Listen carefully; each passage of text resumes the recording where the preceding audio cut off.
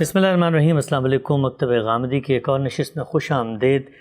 23 اعتراضات پر غامدی صاحب سے گفتگو کا سلسلہ جاری ہے۔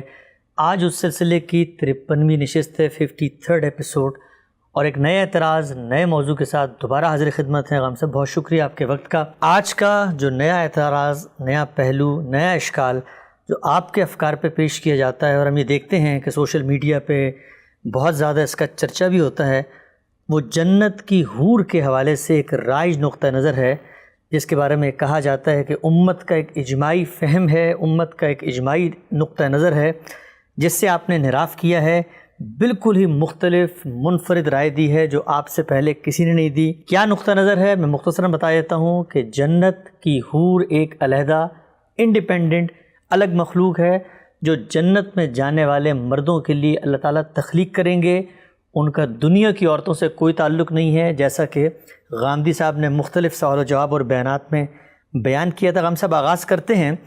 پہلا سوال جو میں آپ سے پوچھنا چاہتا ہوں وہ یہ ہے، عام طور پر یہ ایک بات مانی جاتی ہے کہ کوئی بھی ایسی رائے، کوئی بھی ایسا نظریہ جو امت میں موجود ہے، اگر وہ انسانی عقل، جدید دور کے تقاضے، یہ پڑھے لکھے انسانوں کو سمجھایا نہ جا سکے، بتایا نہ جا سکے، تو غامدی صاحب اس کی ایک تعویل کر دیتے ہیں، ایک نیا نقطہ نظر پیش کر دیتے ہیں۔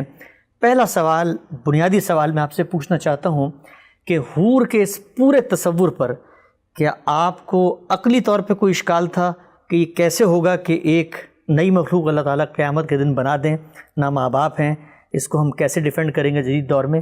یہ نیا نقطہ نظر آپ کے ہاں پیدا کیسے ہوا؟ کیا کوئی عقلی مغالطہ پیش نظر تھا؟ اس طرح کی چیزوں کو نظر انداز کر دینا چاہیے۔ یہ سوال اس سے پہلے بھی آپ بارہا پوچھ چکے ہیں، اور میں یہ عرض کر چکا ہوں کہ جو لوگ میرے بارے میں اس طرح کی باتیں کہتے ہیں وہ دیانتداری کے ساتھ اس بات پہ غور کریں کہ جو شخص جنت کو مانتا ہے، دوزخ کو مانتا ہے، جو جنات کو مانتا ہے، ملائکہ کو مانتا ہے، تو یہ سب چیزیں کیا موجودہ زمانے کے لوگوں کی عقل پر پوری اترتی ہیں؟ کیا ان کو قبول کرنے کے لیے تیار ہے؟ پیغمبروں کے معجزات کو اگر میں بیان کرتا ہوں اور میں نے اپنی تفسیر میں ان کی وضاحت کی ہے اور بارہا ان پر گفتگو کی ہے، تو کیا ان کو عقلی طور پر یہ لوگ قبول کرتے ہیں؟ میں نے تو یہ بتایا ہے کہ جب آپ اس کائنات کے خالق کو تسلیم کر لیتے ہیں تو پھر خالق جو اطلاع بھی ہمیں دے گا اس کو ماننا یہ خود عقل کا تقاضا ہے۔ اچھا، یعنی عقل انسانی جب یہ تسلیم کر لیتی ہے کہ اس کائنات کے پیچھے ایک علیم و حکیم ہستی ہے، جب یہ تسلیم کر لیتی ہے کہ یہ عالم اس کا بنایا ہوا ہے، تو سوال یہ ہے کہ اس کے بعد کیا وہ ایک نئی مخلوق نہیں پیدا کر سکتا جس نے اس دنیا میں لاکھوں کروڑوں مخلوقات پیدا کر دیں، اور آپ ہر روز ایک نئی مخلوق کو دریافت کر کے ہمارے سامنے لا رہے ہوتے ہیں، اس کے بارے میں یہ گمان کروں گا؟ تو میرے نزدیک یہ باتیں ایسی نہیں ہیں کہ ان پر کوئی تبصرہ بھی کیا جائے۔ کوئی آدمی جو دیانتداری سے مجھے سنتا ہو، میری بات پہ غور کرتا ہو، وہ بقائمی ہوش و حواس یہ باتیں نہیں کہہ سکتا۔ تو اس لیے میرا خیال ہے کہ اس کو ایک طرف رکھیے اور اصل موضوع کو سمجھنے کی ہم صحیح کرتے ہیں۔ یہ جو موضوع ہے، یعنی جس کے بارے میں آپ نے مجھ سے یہ سوال کیا ہے، پہلے یہ دیکھنا چاہیے کہ ہمارے پاس اس موضوع کا ماخذ کیا ہے۔ ظاہر ہے کہ جب بھی ہم دین کے بارے میں کوئی گفتگو کریں گے تو پہلی چیز اللہ کی کتاب قرآن مجید ہے، اس کے بعد رسالت مآب صلی اللہ علیہ وسلم سے روایت ہونے والے ارشادات ہیں۔ اسی ترتیب سے چیزوں کو دیکھا جائے گا۔ یعنی یہ وہ موضوع ہے کہ جس میں سنت ثابتہ کا تو کوئی سوال نہیں ہے، اس لیے کہ یہ عملی نوعیت کی چیز نہیں ہے، یہ ایک علمی اطلاع ہے۔ جس طرح کہ جنت کے بارے میں ہمیں بہت سی اطلاعات قرآن سے ملتی ہیں، اور ان کی بعض توضیحات، ان کی بعض تفصیلات ہم حدیث سے بھی جانتے ہیں، تو اسی نوعیت کی چیز ہے۔ بالکل ٹھیک۔ اب اسی نوعیت کی چیز ہے تو ان دونوں ماخذ کو پہلے ایک ترتیب کے ساتھ دیکھنا چاہیے کہ وہ کیا کہتے ہیں۔ ٹھیک، یعنی اللہ کی بات کیا ہے، اللہ کے پیغمبر کی بات کیا ہے، یہ دونوں ماخذ جو تفصیلات بیان کرتے ہیں ان کو پہلے سامنے رکھیے، پھر ہم یہ دیکھیں گے کہ کیا ان میں کوئی سوال باقی رہ جاتا ہے، کیا مسلمانوں کا علم اس کے بارے میں کوئی بات کہتا ہے، اور فی الواقع وہی بات کہتا ہے کہ جو اس وقت پیش کی جا رہی ہے۔ یعنی اس ترتیب سے ہم اس ساری بات کا جائزہ لے لیتے ہیں۔ قرآن مجید کو جب آپ اٹھاتے ہیں تو یہ معلوم ہوتا ہے کہ وہ ہمیں ایک تو پہلے اس چیز کی طرف توجہ دلاتا ہے کہ جنت کا معاملہ ہو، دوزخ کا معاملہ ہو، قیامت کا معاملہ ہو، حشر نشر کا معاملہ ہو، ان میں اللہ تعالیٰ نے جو اسلوب اختیار کیا ہے وہ متشابہات کا اسلوب ہے۔ ٹھیک۔ اللہ تعالیٰ نے اپنی صفات کے بارے میں بھی یہی طریقہ اختیار کیا ہے۔ یعنی یہ طریقہ کیا ہے؟ ہماری دنیا میں جو کچھ موجود ہوتا ہے اس سے مشابہ ٹھہرا کے ہمیں اس عالم کے بارے میں اللہ تعالیٰ کچھ علم دیتے ہیں، جتنا ہمارے لیے لینا ممکن ہوتا ہے، جتنا سمجھنا ممکن ہوتا ہے، جہاں تک ہماری استعداد ہے وہ علم ہمیں دیتے ہیں۔ دوسری بات یہ ہے کہ جنت کا ذکر کرتے ہوئے اس کائنات کے پروردگار نے دو طریقے اختیار کیے ہیں۔ ایک طریقہ اجمال کا ہے، یعنی یہ بتا دیا ہے کہ جنت ایک ایسی جگہ ہے کہ جس میں تمہاری زندگی ابدی زندگی ہوگی، یہ عارضی دنیا ہے، یہ اس کی تمہید کے طور پر بنائی گئی ہے، یہاں تمہیں ایک امتحان میں ڈالا گیا ہے، اس میں یہ دیکھا جا رہا ہے کہ کون اس امتحان میں پورا اترتا ہے۔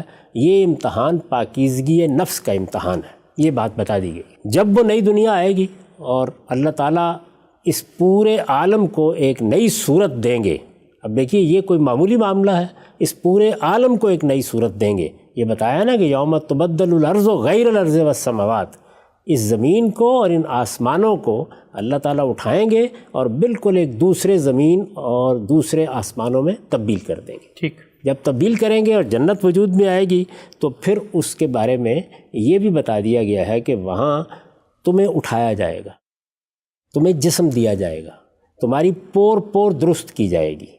پھر نعمتوں کا ذکر ہوتا ہے، تو نعمتوں کا ایک اجمالی ذکر ہے، یعنی وہ ایسی جگہ ہے کہ جس کے بارے میں تمہیں اگر بتایا جائے تو تم اس کا تصور نہیں کر سکتے ہو کہ اس میں تمہارے لیے آنکھوں کی کیا ٹھنڈک رکھی گئی ہے، اس میں تمہارے لیے کیا نعمتیں ہیں۔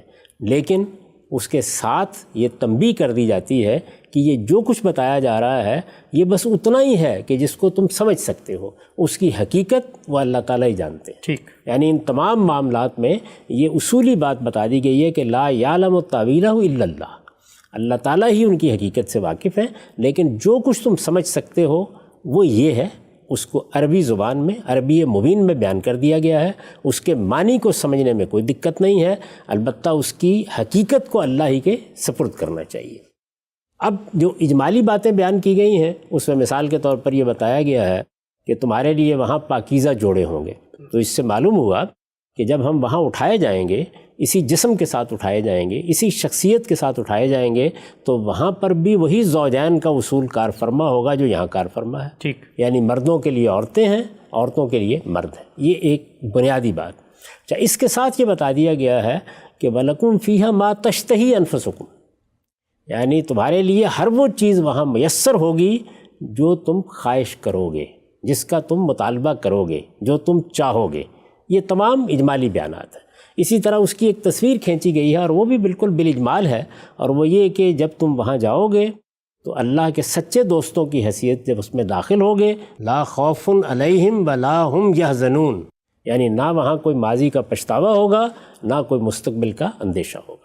ان سے بالکل بالاتر ہو کر تم وہاں اطمینان کی زندگی بسر کرو گے، اور یہ زندگی کیسی ہوگی؟ خالدین فیہا ابدا، یہ ہمیشہ کی زندگی ہوگی۔ اب اس میں جس طرح کے بالاجمال میں نے آپ کی خدمت میں عرض کیا کہ یہ بتا دیا گیا ہے کہ اس میں تمہارے لیے پاکیزہ جوڑے ہوں گے، اسی طریقے سے یہ بات بھی قرآن مجید میں صراحت سے بیان کر دی گئی ہے کہ اس دنیا میں جو عورتیں اور مرد ہیں ان میں سے بھی اسی بنیاد پر کہ نیک کون ہے اور بد کون ہے وہاں بھی انتخاب ہوگا۔ ٹھیک۔ اور یہ عورتیں اور یہ مرد یہ بھی نیکی اور خیر کی بنیاد پر جب جنت کے لیے منتخب ہو جائیں گے تو ان میں زوجین کا تعلق پیدا کر دیا جائے گا۔ یہ دو اجمالی باتیں ہیں۔ یہ جو اجمالی باتیں ہیں اس کے بعد قرآن نے ان کی تفصیل کی ہے۔ پہلے ان دونوں اجمالی باتوں کو قرآن مجید سے سن لیجئے جہاں انہوں نے اس کو بیان کیا ہے۔ یہ دیکھیے، سب سے پہلے آپ جب بقرہ ہی کو شروع کرتے ہیں، یہ مضمون دوسری جگہوں پر ہے، تو وہاں پر یہ بتایا گیا ہے کہ وَبَشِّرِ الَّذِينَ آمَنُوا وَعَمِلُوا الصَّالِحَاتِ أَنَّ لَهُمْ جَنَّاتٍ تَجْرِي مِن تَحْتِهَا الْأَنْهَارُ كُلَّمَا رُزِقُوا مِنْهَا مِن ثَمَرَةٍ رِزْقًا قَالُوا هَٰذَا الَّذِي رُزِقْنَا مِن قَبْلُ وَأُتُوا بِهِ مُتَشَابِهًا وَلَهُمْ فِيهَا أَزْوَاجٌ مُطَهَّرَةٌ وَهُمْ فِيهَا خَالِدُونَ۔ یہ جنت کا بیان ہے۔ اب ذرا اس کا ترجمہ سنیے۔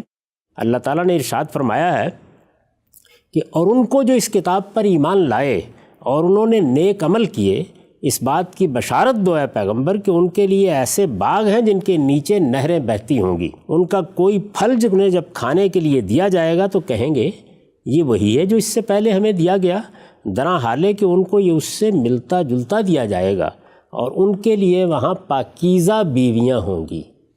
یہ اجمال کے ساتھ بات بیان کر دی ہے، یعنی کیا کہا، وَلَهُمْ فِيهَا أَزْوَاجٌ مُطَهَّرَةٌ، اور ان کے لیے وہاں پاکیزہ بیویاں ہوں گی اور وہ ان میں ہمیشہ رہیں گے۔ ٹھیک، جو لفظ استعمال کیا گیا وہ ہے ازواج۔ ازواج کا اصل مفہوم کیا ہوتا ہے؟ جوڑے، یعنی آپ اس کا ترجمہ یوں بھی کر سکتے ہیں کہ ان کے لیے وہاں پاکیزہ جوڑے ہوں گے۔ اس سے یہ بات واضح ہو گئی کہ عورتوں کے لیے مرد اور مردوں کے لیے عورتیں جنت میں ہوں گی۔ اس کے بعد آپ آئیے سورہ نور میں۔ سورہ نور میں یہ مسئلہ زیر بحث آ گیا ہے۔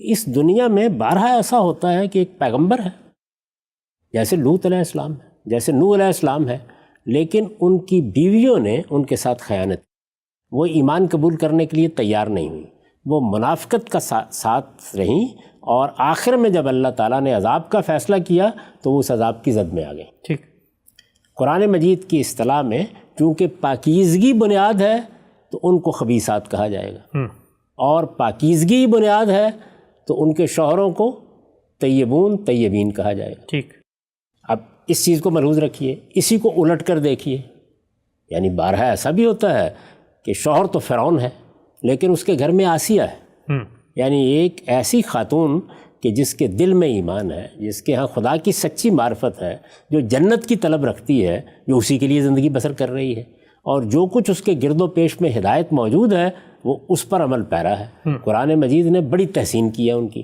تو یہ مسئلہ زیر بحث ہے کہ یہ معاملہ تو دنیا میں ایسے ہی ہوتا ہے، یعنی بارہا ہم دیکھتے ہیں کہ بڑے نیک لوگ ہیں، اللہ کے فرما بردار ہیں، نماز پڑھتے، روزہ رکھتے، اعلیٰ اخلاقی اصولوں کی پیروی کرتے ہیں، لیکن ان کی بیویاں اس سے بالکل برخلاف ہیں۔ اور یہ بھی ہوتا ہے کہ بیویاں نیک ہیں، دیانتدار ہیں، اللہ سے محبت کرنے والی ہیں، اخلاقی اصولوں کی پابندی کرنے والی ہیں، لیکن شوہر چور ہیں، شوہر ملاوٹ کرنے والے ہیں، شوہر رشوت لینے والے ہیں، وہ اللہ تعالیٰ کے مقابلے میں سرکشی اور سرتابی اختیار کرنے والے ہیں۔ یہ ساری تصویر ہوتی ہے، بالکل ہوتی ہے۔ اب قرآن مجید نے اس کا جواب دیتے ہوئے یہ بتایا ہے کہ یہاں تو یہ دنیا امتحان کے لیے بنائی گئی ہے، اس لیے یہی ہے، لیکن جس وقت تم قیامت میں اٹھو گے اور وہاں اللہ تعالیٰ نیکی کی بنیاد پر، خیر کی بنیاد پر جوڑے بنائیں گے تو وہ جوڑے کیسے بنیں گے؟ تو اس کو سورہ نور میں بیان کیا ہے۔ یہ سورہ نور کی آیت 26 ہے۔ ارشاد فرمایا ہے، الخبیثات للخبیثین والخبیثون للخبیثات والطیبات للطیبین والطیبون للطیبات اولئک مبرؤون مما یقولون لہم مغفرۃ ورزق کریم۔ اس دن خبیث عورتیں خبیث مردوں کے لیے ہوں گی، یعنی اب گویا نئے جوڑے بنیں گے۔ خبیث عورتیں جو اس دنیا میں اللہ تعالیٰ کی ہدایت سے روگرداں رہیں، جنہوں نے اس کو قبول نہیں کیا، جنہوں نے عملی زندگی میں اس کو اختیار نہیں کیا، اسی طرح مردوں کو سمجھ لیجیے، اس دن خبیث عورتیں خبیث مردوں کے لیے ہوں گی اور خبیث مرد خبیث عورتوں کے لیے۔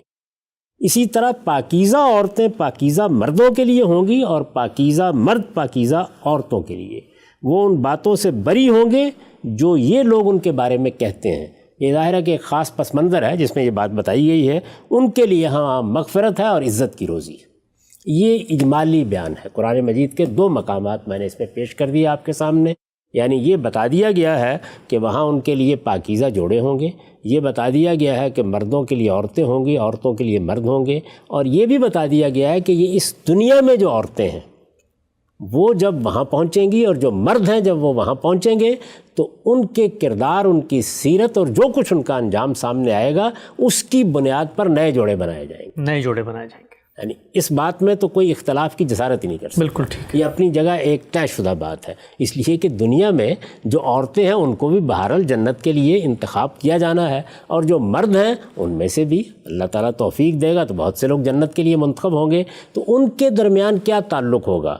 تو یہ بتا دیا ہے کہ وہی میاں بیوی کا تعلق ان کے اندر بھی ہوگا، اور اسی طرح سے ان کو بھی ازواج کی صورت دی جائے گی، اور وہ بھی وہاں مل کر اسی طرح زندگی بسر کریں گے جس طرح کہ اس دنیا میں بسر کرتے رہے۔ ٹھیک، اتنی بات واضح ہو گئی؟ بالکل واضح۔ اب اس کے بعد آگے بڑھیے۔ قرآن مجید کا طریقہ یہ ہے کہ وہ چیزوں کو اجمال سے بھی بیان کرتا ہے اور پھر اس کے بعد مخاطبین کے لحاظ سے ان کی تفصیل شروع کر دیتا ہے۔ اچھا، یہ بھی بارہا ہوتا ہے قرآن میں۔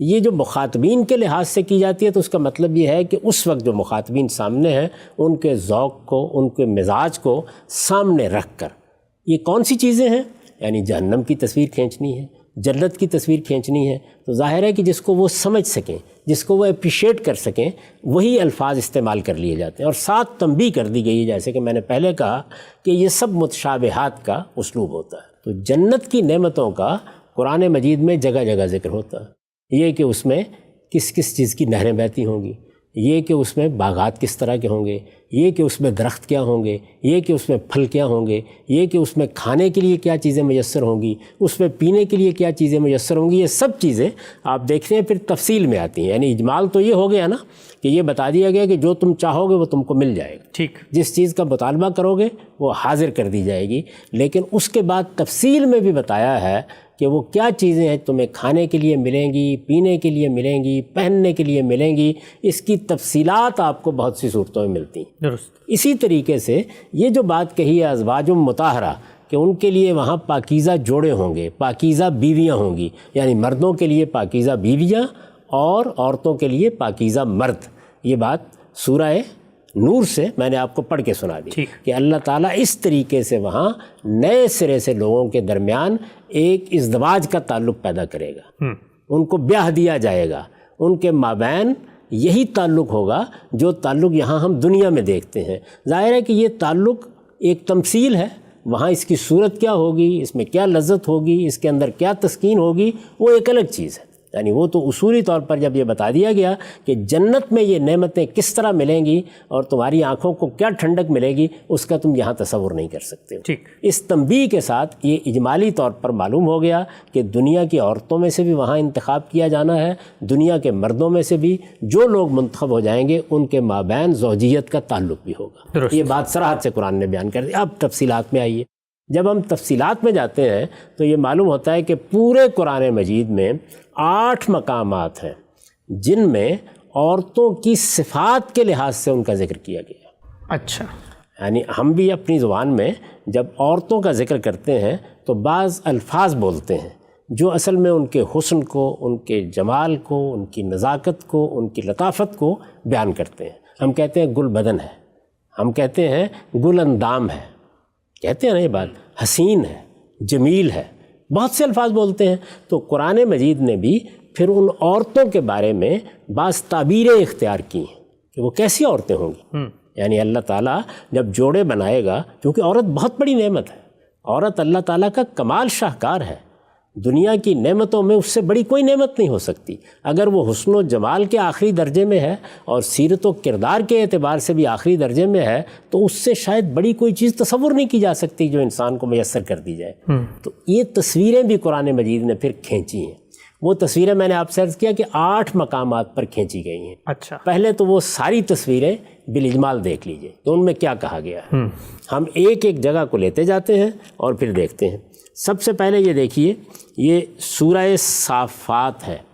سورہ صافات میں قرآن مجید یہ بیان کر رہا ہے کہ وہاں پر کیا صورتحال ہو گئی، یعنی جس وقت تم وہاں جاؤ گے تو تمہیں اللہ تعالیٰ کیا نعمتیں دے گا۔ تو ذرا سنیے اس میں کیا فرمایا ہے۔ ارشاد فرمایا ہے کہ اولئک لہم رزق معلوم فواکہ وہم مکرمون فی جنات النعیم علی سرر متقابلین یطاف علیہم بکاس من معین بیضاء لذۃ للشاربین لا فیہ غول ولا ہم عنہا ینزفون وعندہم قاصرات الطرف عین کأنہن بیض مکنون۔ ترجمہ سن لیجئے اس کا۔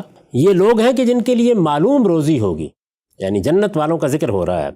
یہ لوگ ہیں کہ جن کے لیے معلوم روزی ہوگی، ہر طرح کے میوے اور راحت کے باغوں میں وہ بڑی عزت سے ہوں گے، تختوں پر آمنے سامنے بیٹھے ہوں گے، ان کے لیے شراب ناب کے جام گردش میں ہوں گے، بالکل صاف شفاف، پینے والوں کے لیے لذت ہی لذت، نہ اس میں خمار ہوگا اور نہ اس سے ان کی عقل خراب ہوگی۔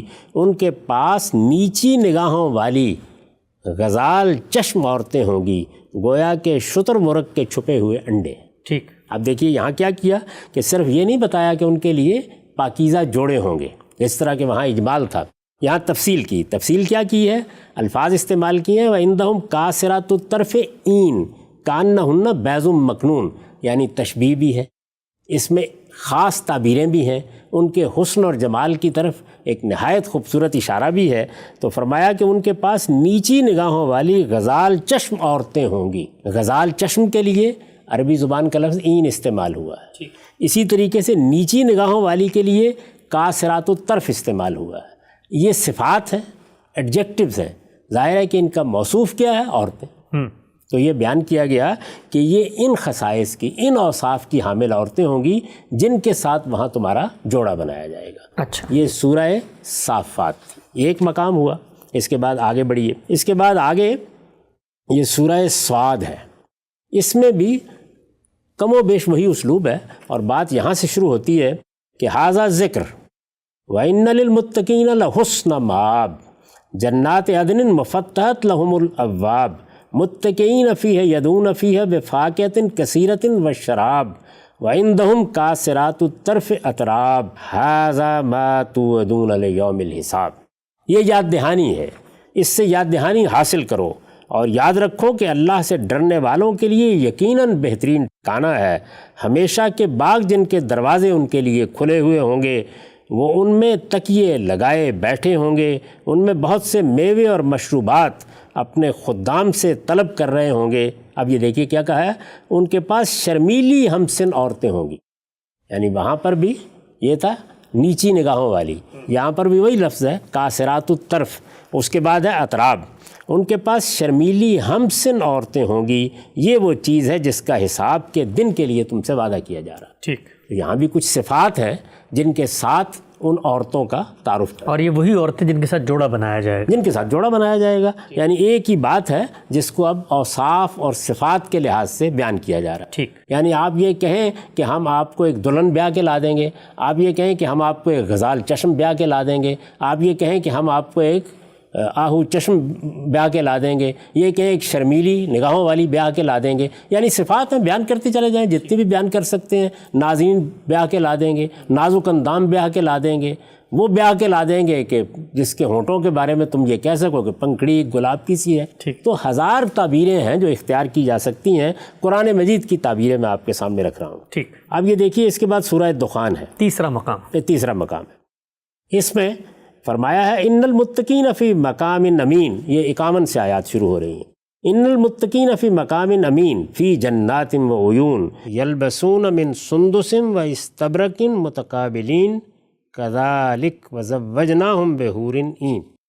اب یہاں پر بھی دیکھیے کچھ الفاظ آئے ہیں، کچھ صفات آئی ہیں، ان کا ترجمہ بھی سن لیجئے۔ خدا سے ڈرنے والے البتہ امن کی حالت میں ہوں گے، باغوں اور چشموں میں سندس اور استبرق کے لباس پہنے آمنے سامنے بیٹھے ہوں گے، ان کی شان یہی ہوگی۔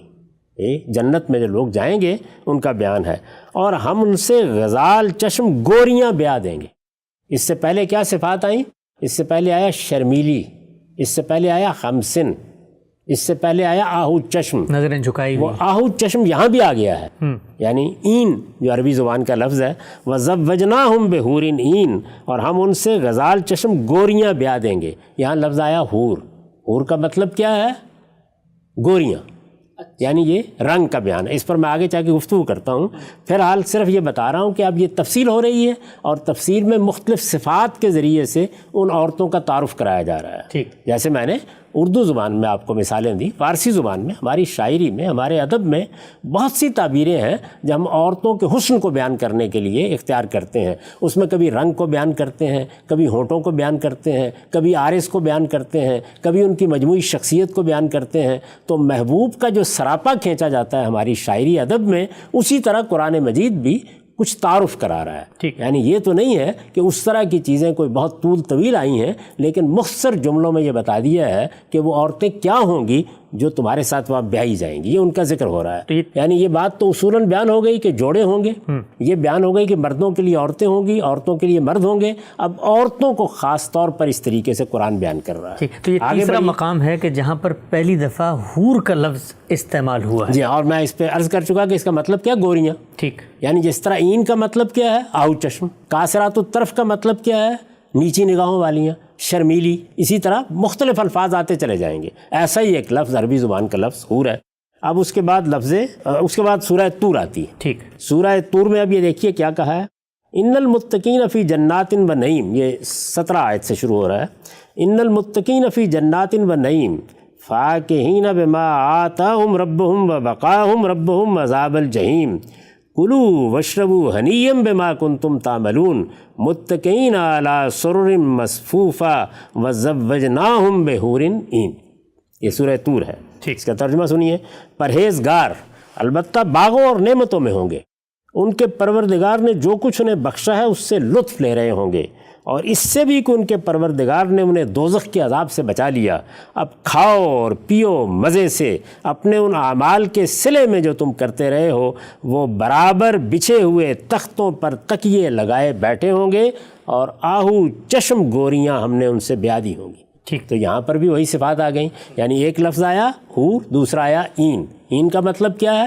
آہو چشم، غزال چشم، اور حور کا مطلب کیا ہے؟ گوریاں. آہو چشم کا کیا مطلب؟ زوجناہم بحور عین، یعنی جس کی آنکھیں گویا ہرن کی طرح ہیں. اچھا، یہ وہ تشبیہ ہے جو ہماری اردو میں بھی ہے، ہماری فارسی میں بھی ہے، اور عام طور پر آنکھ کو اس سے تشبیہ دی جاتی ہے. آنکھ کی خوبصورتی کو اس طرح بیان کیا جاتا ہے. تو زوجناہم بحور عین، تو یہاں کیا کہا؟ اور آہو چشم گوریاں ہم نے ان سے بیاہ دی ہوں گی. یہ سورہ طور تھی. طور کے بعد ہم رحمان میں آتے ہیں. رحمان میں 2 جگہ پر بیان کیا گیا ہے، اور اس کی ابتدا کہاں سے ہوتی ہے؟ اس کی ابتدا ہوتی ہے آیت 46 سے. یعنی پہلے اللہ تعالیٰ نے تمہید کے کچھ مباحث ہیں ان کو بیان کیا ہے، پھر یہ بتایا ہے کہ وہ لوگ جو پروردگار سے ڈرنے والے ہیں ان کے لیے کیا صلہ ہے. تو وہاں سے یہ بیان شروع ہوتا ہے. ارشاد فرمایا وَلِمَنْ خَافَ مَقَامَ رَبِّهِ جَنَّتَانِ فَبِأَيِّ آلَاءِ رَبِّكُمَا تُكَذِّبَانِ ذَوَاتَا أَفْنَانٍ فَبِأَيِّ آلَاءِ رَبِّكُمَا تُكَذِّبَانِ فِيهِمَا عَيْنَانِ تَجْرِيَانِ فَبِأَيِّ آلَاءِ رَبِّكُمَا تُكَذِّبَانِ فِيهِمَا مِنْ كُلِّ فَاكِهَةٍ زَوْجَانِ فَبِأَيِّ آلَاءِ رَبِّكُمَا تُكَذِّبَانِ مُتَّكِئِينَ عَلَى فُرُشٍ بَطَائِنُهَا مِنْ اسْتَبْرَقٍ وَجَنَى الْجَنَّتَيْنِ دَانٍ فَبِأَيِّ آلَاءِ رَبِّكُمَا تُكَذِّبَانِ فِيهِنَّ قَاصِرَاتُ الطَّرْفِ لَمْ يَطْمِثْهُنَّ إِنسٌ قَبْلَهُمْ وَلَا جَانٌ فَبِأَيِّ آلَاءِ رَبِّكُمَا تُكَذِّبَانِ كَأَنَّهُنَّ الْيَاقُوتُ وَالْمَرْجَانُ فَبِأَيِّ آلَاءِ رَبِّكُمَا تُكَذِّبَانِ. یہ پہلا حصہ ہے اس سورہ میں جہاں یہ بیان کیا گیا ہے کہ وہاں کیا ملے گا. تو ارشاد فرمایا ہے اور جو اپنے پروردگار کے حضور میں پیشی سے ڈرتے رہے ان کے لیے 2 باغ ہیں. پھر اے جن و انس تم اپنے رب کی کن کن شانوں کو جھٹلاؤ گے، بہت سی شاخوں والے. پھر تم اپنے رب کی کن کن شانوں کو جھٹلاؤ گے، دونوں میں 2 چشمے بہتے ہوئے. پھر تم اپنے رب کی کن کن شانوں کو جھٹلاؤ گے، ان میں ہر میوے کی الگ الگ قسمیں. پھر تم اپنے رب کی کن کن شانوں کو جھٹلاؤ گے، وہ ایسے فرشوں پر بیٹھے ہوں گے تکیے لگائے ہوئے جن کے استر دبیز ریشم کے ہوں گے، اور دونوں باغوں کے پھل جھکے پڑ رہے ہوں گے. پھر تم اپنے رب کی کن کن شانوں کو جھٹلاؤ گے، ان میں شرمیلی نگاہوں والیاں ہوں گی. یعنی یہاں پر بھی وہ کیا لفظ ہے؟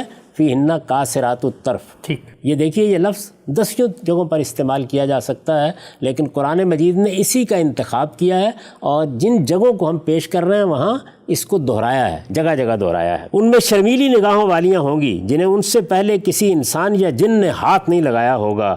پھر تم اپنے رب کی کن کن شانوں کو جھٹلاؤ گے، ایسی خوبصورت جیسے یاقوت اور مونگے ہوں. پھر تم اپنے رب کی کن کن شانوں کو جھٹلاؤ گے. یہ اس سورہ میں پہلا بیان ہے. اس کے بعد دوسرا بیان سنیے. دوسرا بیان کیا ہے؟ اور ان کے سوا 2 باغ اور بھی ہیں. یعنی یہ 2 باغ تھے اور ان کے سوا 2 باغ اور بھی ہیں.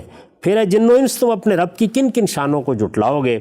اس کی ابتدا یہاں سے ہوتی ہے وَمِن دُونِهِمَا جَنَّتَانِ فَبِأَيِّ آلَاءِ رَبِّكُمَا تُكَذِّبَانِ مُدْحَامَّتَانِ فَبِأَيِّ آلَاءِ رَبِّكُمَا تُكَذِّبَانِ فِيهِمَا عَيْنَانِ نَضَّاخَتَانِ فَبِأَيِّ آلَاءِ رَبِّكُمَا تُكَذِّبَانِ فِيهِمَا فَاكِهَةٌ وَنَخْلٌ وَرُمَّانٌ فَبِأَيِّ آلَاءِ رَبِّكُمَا تُكَذِّبَانِ فِيهِنَّ خَيْرَاتٌ حِسَانٌ فَبِأَيِّ آلَاءِ رَبِّكُمَا تُكَذِّبَانِ حُورٌ مَقْصُورَاتٌ فِي الْخِيَامِ فَبِأَيِّ آلَاءِ رَبِّكُمَا تُكَذِّبَانِ لَمْ يَطْمِثْهُنَّ إِنسٌ قَبْلَهُمْ وَلَا جَانٌ. تو یہاں دیکھیے پھر حور کا لفظ آیا ہے. اب سنیے ترجمہ. اور ان کے سوا 2 باغ اور بھی ہیں. پھر جن و انس تم اپنے رب کی کن کن شانوں کو جھٹلاؤ گے، دونوں گھنے سرسبز و شاداب. پھر تم اپنے رب کی کن کن شانوں کو جھٹلاؤ گے، دونوں میں 2 چشمے ابلتے ہوئے. پھر تم اپنے رب کی کن کن شانوں کو جھٹلاؤ گے، ان میں پھل اور کھجوریں اور انار. پھر تم اپنے رب کی کن کن شانوں کو جھٹلاؤ گے، ان میں خوبصورت بیویاں. یعنی اب یہاں کیا الفاظ ہیں؟ فِيهِنَّ خَيْرَاتٌ حِسَان، یعنی اس میں سیرت کو بھی بیان کر دیا، صورت کو بھی بیان کر دیا۔ ان میں خوبصورت بیویاں، پھر تم اپنے رب کی کن کن شانوں کو جٹلاؤ گے۔ خیموں میں ٹھہرائی ہوئی گوریاں، حور کا لفظ آ گیا نا، خیموں میں ٹھہرائی ہوئی گوریاں، یہ رنگ کا بیان ہے۔ پھر تم اپنے رب کی کن کن شانوں کو جٹلاؤ گے، ان سے پہلے جنہیں کسی انسان یا جن نے ہاتھ نہیں لگایا ہوگا، پھر تم اپنے رب کی کن کن شانوں کو جٹلاؤ گے۔ ٹھیک، یہ سورہ رحمان کا بیان تھا، اور شاید سب سے زیادہ تفصیلی بیان یہی ہے۔ اس کے بعد سورہ واقعہ ہے۔ اب سورہ واقعہ میں یہ دیکھیے کہ یہ آیات ہیں جو یہاں سے شروع ہو رہی ہیں کہ اللہ تعالیٰ وہاں پر لوگوں کو 3 گروہوں میں تقسیم کر دے گا۔ پھر یہ بتایا ہے کہ ان میں سے جو پہلا گروہ ہے وہ کون سا ہے؟ وہ السابقون کا ہے، ان کا ذکر ہو رہا ہے۔ تو ارشاد فرمایا ہے کہ والسابقون السابقون اولئک المقربون فی جنات النعیم ثلۃ من الاولین وقلیل من الآخرین علی سرر موضونہ متکئین علیہا متقابلین یطوف علیہم ولدان مخلدون باکواب واباریق وکأس من معین لا یصدعون عنہا ولا ینصفون وفاکہۃ مما یتخیرون ولحم طیر مما یشتہون وحور عین کامثال اللؤلؤ المکنون جزاء بما کانوا یعملون۔ ترجمہ سنیے، ارشاد فرمایا ہے کہ اور آگے والے تو آگے والے پھر آگے والے ہی ہیں، وہی مقرب ہوں گے، راحت کے باغوں میں رہیں گے، اگلوں میں بہت اور پچھلوں میں کم، مرصع تختوں پر تکیے لگائے آمنے سامنے بیٹھے ہوں گے، ان کی خدمت میں لڑکے جو ہمیشہ لڑکے ہی رہیں گے، پیالے، سراہیاں اور شراب خالص کے جام لیے ہوئے دوڑتے پھرتے ہوں گے، جن سے نہ ان کا سر چکرائے گا نہ عقل میں کوئی فطور آئے گا، اور ان کے سامنے میوے پیش کریں گے جنہیں وہ پسند کریں، اور پرندوں کے گوشت جن کی وہ خواہش کریں، اور ان کے لیے آہو چشم گوریاں ہوں گی۔ پھر وہی لفظ استعمال کیا ہے وحور عین، اور ان کے لیے آہو چشم گوریاں ہوں گی، چھپا کر رکھے ہوئے موتیوں کو طرح ان کے اعمال کا صلہ جو وہ کرتے رہے۔ یہ سورہ کا پہلا بیان ہے، اس سورہ واقعہ کا، اور میں نے آپ کی خدمت میں یہ عرض کر دیا کہ یہ بیان شروع ہوتا ہے آیت 10 سے۔ اس کے بعد پھر اصحاب الیمین کا ذکر ہوا ہے، یعنی جو دائیں والے ہیں۔ پہلے یہ السابقون کی جنت تھی، اب یہ دائیں والوں کی جنت ہے۔ یہ بات یہاں سے شروع ہوتی ہے وَأَصْحَابُ الْيَمِينَ، یہ آیت 27 ہے۔ وَأَصْحَابُ الْيَمِينَ مَا أَصْحَابُ الْيَمِينَ فِي سِدْرٍ مَّخْضُودٍ وَطَلْحٍ مَّنضُودٍ وَظِلٍّ مَّمْدُودٍ وَمَاءٍ مَّسْكُوبٍ وَفَاكِهَةٍ كَثِيرَةٍ لَا مَقْطُوعَةٍ وَلَا مَمْنُوعَةٍ وَفُرُشٍ مَّرْفُوعَةٍ إِنَّا أَنشَأْنَاهُنَّ إِنشَاءً فَجَعَلْنَاهُنَّ أَبْكَارًا عُرُبًا أَتْرَابًا لِأَصْحَابِ الْيَمِينِ ثُلَّةٌ مِّنَ الْأَوَّلِينَ وَثُلَّةٌ مِّنَ الْآخِرِينَ۔ یہ دوسرا بیان ہے اس سورہ میں۔ اور دائیں والے تو کیا کہنے ہیں دائیں والوں کے، بے خار بیریوں، تہ بتہ کیلوں اور پھیلے ہوئے سایوں میں، بہتے ہوئے پانی اور کبھی ختم نہ ہونے والے فراواں میووں میں، جن کے درخت کبھی پھلوں سے محروم نہ ہوں گے، اور اونچے بستروں میں جہاں ان کی بیویاں ہوں گی۔ ہم نے انہیں ایک خاص اٹھان پر اٹھایا ہوگا اور انہیں کنواری، دل ربا اور ہم سن بنا دیا ہوگا۔ اچھا، اب دیکھیے یہاں کچھ اور صفات آ گئیں، اور انہیں کنواری، دل ربا اور ہم سن بنا دیا ہوگا۔ یہ سب دائیں والوں کے لیے ہے، وہ اگلوں میں بھی ایک بڑا گروہ ہوں گے اور پچھلوں میں بھی ایک بڑا گروہ۔ تو یہ سورہ واقعہ کے 2 مقامات تھے جو میں نے آپ کے سامنے رکھے۔ اس کے بعد جو آخری مقام ہے جس میں ذکر ہوا ہے وہ سورہ نبا ہے۔ ٹھیک، سورہ نبا میں فرمایا ہے، یہ آیت 31 ہے، ان للمتقین مفازا حدائق وانابا وکواعب اترابا وکأسا دہاقا لا یسمعون فیہا لغوا ولا کذابا جزاء من ربک عطاء حسابا۔ خدا سے ڈرنے والوں کے لیے البتہ اس دن بڑی فیروز مندی ہے، رہنے کے لیے باغ اور کھانے کے لیے انگور اور دل بہلانے کے لیے اٹھتی جوانیوں والی ہمسنیں۔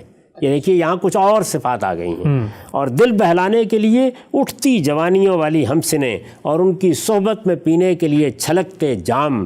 وہاں وہ کوئی بیہودہ بات اور کوئی بہتان نہ سنیں گے، یہ تیرے پروردگار کی طرف سے بدلہ ہوگا، اس کی عنایت بالکل ان کے عمل کے حساب سے۔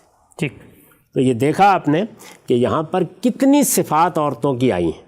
مثال کے طور پر قوائب، مثال کے طور پر اطراب، مثال کے طور پر کاسرات الطرف، مثال کے طور پر عین، اسی طرح ایک لفظ آیا ہے حور۔ ان میں سے ہر ایک کے معنی آپ نے سن لیے. ٹھیک. تو میں یہ عرض کر رہا ہوں کہ یہ قرآن مجید کے 8 مقامات ہیں. انہی مقامات پر جنت کی عورتوں کا ذکر ہوا ہے. ہمارے ہاں تو عام طور پر ویسے لوگ پروپیگنڈا بھی کرتے ہیں کہ قرآن مجید میں جگہ جگہ یہ ذکر ہوا ہے. 8 مقامات ہیں پورے قرآن میں. اچھا. اور ان میں سے 4 مقامات ہیں جن میں ان عورتوں کے اوصاف بیان کرتے ہوئے، یعنی بہت سے اوصاف میں نے آپ کو بتایا نا، وہ عربی زبان کے بہت سے خوبصورت الفاظ میں بیان کیے گئے ہیں. 4 مقامات ہیں، کل 8 مقامات ہیں، ان میں سے 4 مقامات ہیں جن میں عورتوں کی صفات بیان کرتے ہوئے لفظ حور استعمال ہوا. اچھا. اب یہ لفظ حور جس کے بارے میں نے عرض کیا، ہمارے ہاں یہ خیال پیدا ہو گیا لوگوں میں کہ یہ غالباً کسی مخلوق کا نام ہے. اور اس کی وجہ بھی یہ ہوئی کہ یہ لفظ چونکہ اپنے صوتی آہنگ کے لحاظ سے خوبصورت بھی تھا اور ایک بہت ہی مختصر لفظ بھی ہے، تو یہ رائج ہونا شروع ہو گیا. فارسی زبان میں بھی، ہمارے ادب میں بھی حوریان بہشت کی تعبیر ہو گئی. خود ہم نے اس کو اختیار کر لیا. اس کے معنی کی طرف لوگوں کی توجہ نہیں رہی. درا حالے کہ جس طریقے سے باقی الفاظ آئے ہیں یہ بھی اسی طرح کے ایک عربی زبان کا لفظ ہے. اچھا. اور ایک ایڈجیکٹو ہے، صفت کے طور پر آیا ہے. یعنی اگر عورت کو آہو چشم کہنا ہے تو اس کے لیے ظاہر ہے کہ این کا لفظ استعمال کیا گیا ہے. شرمیلی نگاہ والی کہنا ہے تو قاصرات الطرف کا لفظ استعمال کیا گیا ہے. ہمسن کہنا ہے تو اس کے لیے ایک لفظ استعمال کیا گیا ہے. اگر کنواری کہنا ہے تو اس کے لیے ایک لفظ استعمال کیا گیا ہے. بالکل اسی طرح یہ بھی ان لفظوں میں سے ایک لفظ ہے. ٹھیک. تو اگر یہ ان لفظوں میں سے ایک لفظ ہے تو میں یہ گزارش کروں گا کہ پھر اس کے بعد اس کو الگ سے کوئی اسم علم کے طور پر لینا یہ عربیت کے بالکل خلاف ہوگا. اچھا. یعنی جیسے باقی صفات ہیں اسی طرح یہ بھی ایک صفت ہے. یعنی عورتوں کی صفات میں سے ایک صفت. اگر میں نے ایک جگہ گل بدن کا لفظ استعمال کیا ہے، دوسری جگہ گل اندام کا لفظ استعمال کیا ہے، تیسری جگہ نازنین کا لفظ استعمال کیا ہے، تو یہ جتنے الفاظ میں استعمال کر رہا ہوں یہ سب کے سب کیا ہیں؟ عورتوں کی خوبصورتی کو بیان کرنے کے لیے ان کی صفات. ٹھیک. سیرت کو بیان کرنے کے لیے بھی آپ نے دیکھا کہ خیرات کا لفظ استعمال ہوا. یعنی ان کی سیرت بھی بہت غیر معمولی ہوگی. یہ جو لفظ حور ہے کیونکہ یہی مسئلہ بن گیا ہے، تو آپ یہ دیکھ لیجئے کہ اس لفظ کے بارے میں اہل علم کیا کہتے ہیں. یہ میں آپ کے سامنے مولانا سید ابو اللہ صاحب مودودی کا ایک نوٹ رکھ دیتا ہوں. انہوں نے یہ نوٹ سورہ دخان کی تفسیر میں لکھا ہے. ٹھیک. وہاں اوپر لفظ کیا آیا ہے آیت 54 میں، وَزَوَّجْنَاهُمْ بِحُورٍ عِین، یعنی ہم نے ان کو گوری گوری آہو چشم عورتوں سے بیاہ دیا ہوگا. وہ لکھتے ہیں اصل الفاظ ہیں حورن عین. یہ دیکھیے اس کی وضاحت کر رہے ہیں، یہ بتا رہے ہیں کہ ان الفاظ کے معنی کیا ہیں. اصل الفاظ ہیں حورن عین. حور جمع ہے حورا کی. یعنی عربی زبان میں جس طریقے سے مختلف صفات ایڈجیکٹیوز استعمال ہوتے ہیں اسی طرح حور جمع ہے حورا کی. اور حورا عربی زبان میں گوری عورت کو کہتے ہیں. اچھا. یعنی جس طرح سے آہو چشم عورت ہے، جس طریقے سے قاصرات الطرف عورت ہے، اسی طرح سے اگر کسی عورت کے رنگ کی خوبصورتی بیان کرنی ہو تو اس کو کیا کہیں گے؟ حورا. اور حورا عربی زبان میں گوری عورت کے کہتے ہیں. اس کے بعد دوسرا لفظ قرآن کیا استعمال کرتا ہے؟ این. وہ کہتے ہیں اور این جمع ہے عینا کی. یعنی بالکل ایک ہی طرح کے الفاظ ہیں. اور یہ لفظ بڑی بڑی آنکھوں والی عورت کے لیے بولا جاتا ہے. تو اب یہ معلوم ہو گیا کہ یہ دونوں الفاظ کوئی اسم علم نہیں ہے.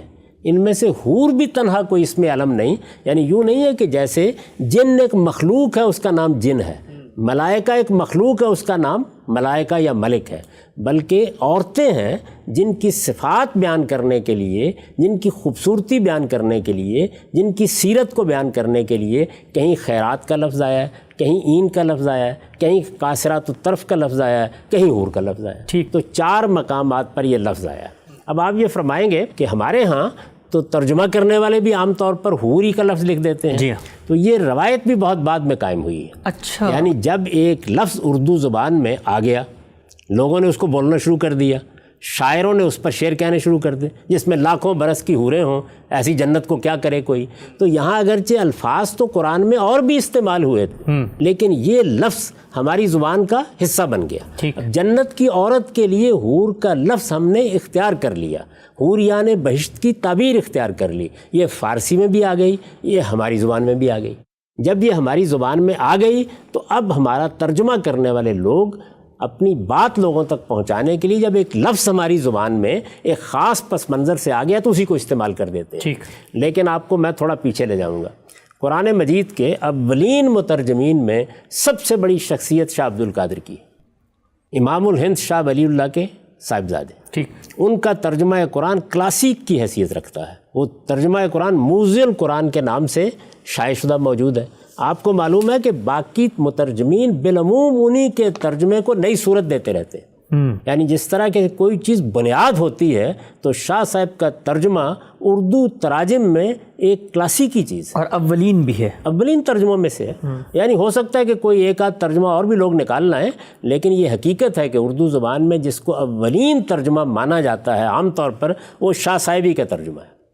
اور شاہ صاحب کے ترجمے ہی کو سامنے رکھ کر دیوبند کے علماء میں تراجم کیے ہیں اور بہت سے اہل علم نے تراجم کیے ہیں. اور میں آپ سے عرض کر رہا ہوں کہ اس میں کوئی شبہ ہی نہیں ہے کہ وہی بنیادی ترجمہ ہے جس کو سامنے رکھنا ناگزیر ہو جاتا ہے. اور شاہ صاحب کا ملکہ عبور دسترس بھی عربی زبان اس میں کیا شبہ ہے جی. وہ ایک جلیل القدر عالم ہے اور وہ شاہ ولی اللہ کے گھرانے سے ہیں اور قرآن مجید کا انہوں نے ترجمہ کیا ہے. مختصر تفسیر لکھی ہے موزی القرآن کے نام سے. جلیل القدر عالم ہے اور میں نے آپ سے عرض کیا کہ ان کے ترجمے کو بنیاد مانا گیا ہے. وہ کلاسیک کا درجہ رکھتا ہے اردو زبان کے تراجم میں. اب یہ چاروں مقامات پر میں ان کا ترجمہ آپ کو سنا دیتا ہوں. اچھا. یعنی انہوں نے کیا ترجمہ کیا؟ 4 مقامات. میں نے آپ سے عرض کیا کہ 8 مقامات ہیں کہ جن پر قرآن مجید نے عورتوں کے حسن یا ان کی خوبصورتی کو بعض صفات کے ذریعے سے بیان کر کے جنت کی نعمتوں کی تفصیل کی. 8 مقامات ہیں. ان میں سے 4 جگہیں ہیں جہاں پر حور کا لفظ استعمال ہوا ہے. تو یہ چاروں جگہیں دیکھ لیجئے. سب سے پہلے سورہ دخان میں دیکھیے. سورہ دخان میں یہ آیت ہے 54 اور اس کے الفاظ کیا ہیں؟ وَزَوَّجْنَاهُمْ بِحُورٍ عِین. دیکھیے حور کا لفظ آ گیا. اب شاہ صاحب کا ترجمہ سنیے. اور بیاہ دیں ہم نے ان کو گوریاں بڑی آنکھوں والیاں. اور بیاہ دیں زوجناہم اور بیاہ دیں ہم نے ان کو گوریاں. یہ کس کا ترجمہ ہے؟ حور کا. اور این کا ترجمہ بڑی آنکھوں والیاں. اچھا. شاہ صاحب نے لفظ حور نہیں استعمال کیا بلکہ لفظ کا جو حقیقی مفہوم ہے اس کو سامنے رکھ کے ترجمہ کیا ہے. میں نے عرض کیا کہ یہ بہت بعد میں مستعمل ہوا ہے. یعنی شاہ صاحب جب ترجمہ کر رہے ہیں اس وقت یہ لفظ ہماری اردو زبان میں وہ صورت نہیں اختیار کر چکا تھا جو بعد کے مترجمین کے ہاں یا اردو زبان بولنے والوں کے ہاں ہم دیکھتے ہیں. ٹھیک. اس کے بعد تو آپ دیکھیے کہ ہماری شاعری میں وہ لفظ آ گیا, ہمارے ادب میں آ گیا, ہر شخص کی زبان پر آ گیا, اور یہ تاثر بن گیا کہ یہ شاید جنت کی عورتوں کا کوئی نام ہے. یہ نام نہیں ہے, جنت کی عورتوں کی صفات قرآن میں بیان ہوئی ہیں. قاصرات الطرف بیان ہوا ہے تو وہ ان کا کوئی نام نہیں ہے, اطراف بیان ہوا ہے تو ان کا کوئی نام نہیں ہے. اسی طرح سے دوسرے الفاظ ہیں تو یہ بھی ایک لفظ ہے. اس کے بعد دوسرے دیکھیے سورہ طور میں استعمال ہوا ہے, اس میں الفاظ کیا ہیں؟ یہ آیت 20 ہے, وَزَوَّجْنَاهُمْ بِحُورٍ عِین. وہی الفاظ ہے کم و بیش. شاہ صاحب نے ترجمہ کیا ہے اور بیاہ دی ہم نے ان کو گوریاں بڑی آنکھوں والیاں. یعنی بیاہ دی ہم نے ان کو گوریاں, گوریاں حور, میں نے عرض کیا نا حورا کی جمع ہے, اور بیاہ دی ہم نے ان کو گوریاں, اور این کا ترجمہ کیا ہے اور بڑی آنکھوں والیاں. اس کے بعد سورہ رحمان میں یہ لفظ آیا ہے حور مقصورات فی الخیام. یہ آیت 72 ہے, یہ میں سنا چکا اس کا ترجمہ, حور مقصورات فی الخیام. اب دیکھیے اس کا ترجمہ کرتے ہیں وہ گوریاں رکی رہتیاں خیموں میں. اچھا, یہ نا حور مقصورات فی الخیام, خیموں میں ٹھہری ہوئی, تو وہ ترجمہ کر رہے ہیں گوریاں رکی رہتیاں خیموں میں. یعنی یہاں بھی ایڈجیکٹو کا ترجمہ ہو رہا ہے, اس کو وہ الگ سے علم نہیں بنا رہے. بالکل نہیں بنا رہے, کسی جگہ بھی نہیں بنایا انہوں نے. اس کے بعد آخری جگہ کون سی ہے؟ 4 مقامات پر آیا نا یہ لفظ قرآن مجید میں. واقعہ ہے, واقعہ کی آیت 22 ہے, اس میں الفاظ ہیں وَحُورٌ عِین, اور شاہ صاحب نے ترجمہ کیا ہے اور گوریاں بڑی آنکھوں والی. اچھا, تو یہ شاہ صاحب کا ترجمہ ہے. یعنی یہ خیال نہ ہو کہ میں نے کوئی الگ ترجمہ کر دیا ہے, جس میں ہر جگہ انہوں نے یہ بات واضح کر دی ہے اور ہر لحاظ سے واضح کر دی ہے کہ یہ در حقیقت ایک ایڈجیکٹو ہے, ایک اسم صفت ہے. اسی طرح کا ایڈجیکٹو اور اسم صفت جیسے ہم اپنے ادب میں, اپنی شاعری میں عورتوں کی تصویر بیان کرتے ہوئے یا ان کی خوبصورتی کو بیان کرتے ہوئے بہت سے اوصاف صفات استعمال کرتے ہیں. آپ اپنے شاعروں کو پڑھ کے دیکھ لیں کیا کیا تعبیریں ہیں جو انہوں نے اختیار کی ہیں. یہ آہو چشم کی تعبیر بھی خود ہماری شاعری میں موجود ہے, آنکھوں کی تعریف میں, لبوں کی تعریف میں, عارض کی تعریف میں, بہت سی ایسی چیزیں ہیں یا تعبیریں ہیں جو ہماری شاعری اور ہمارے ادب میں بھی آپ کو مل جائیں گی. تو یہ قرآن مجید ہے جس میں یہ بیان کیا گیا ہے کہ یہ عورتیں وہاں ہوں گی اور ان عورتوں کو بیاہ دیا جائے گا، یعنی جوڑے بنا دیے جائیں گے۔ پہلے یہ بیان کیا قرآن مجید نے کہ وہاں پر اسی طریقے سے عورتوں اور مردوں کے جوڑے ہوں گے۔